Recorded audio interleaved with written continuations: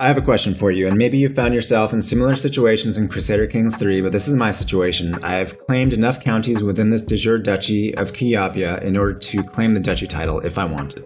So on the surface, it seems kind of like a no-brainer, right? Because another duke title would be kind of like an impressive notch on the belt, but thinking about it more, should I do it? And by the way, you have found yourself at the edge of casual. This is Verso, and I'm just going to attempt to give you some food for thought, but your mileage may vary. So in order to answer this question, I have to start by asking myself, how many duchy titles do I already own? And we can, of course, view all of our held titles by navigating to our character sheet.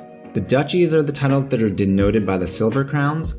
And as you can see, the answer in this case is 2 duchy titles. So I own Chervan cities and Vistulania. And in Crusader Kings 3, 2 is the amount that the game developers have decided that a queen or empress can reasonably hold personally before her vassals decide that she's just being greedy about it. So in other words, I can usurp, or in this case create the Duchy of Kyiv, but I will take a negative 15 opinion penalty with vassals for holding too many duchies.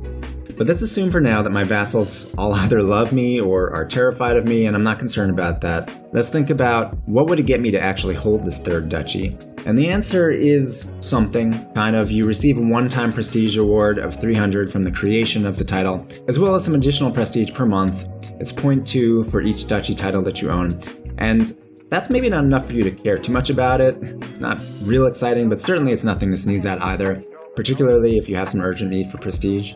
So the next question becomes, what does my inheritance situation look like? And this is where I think things get really interesting.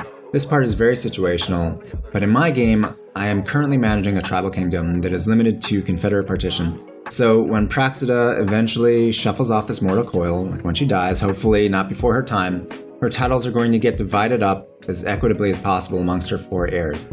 And this is a topic truly deserves its own video. Maybe I'll do it someday, but for now, all you have to understand is that my player heir is going to get the kingdom title and any de jure titles down the chain to the kingdom capital. That's all he's guaranteed.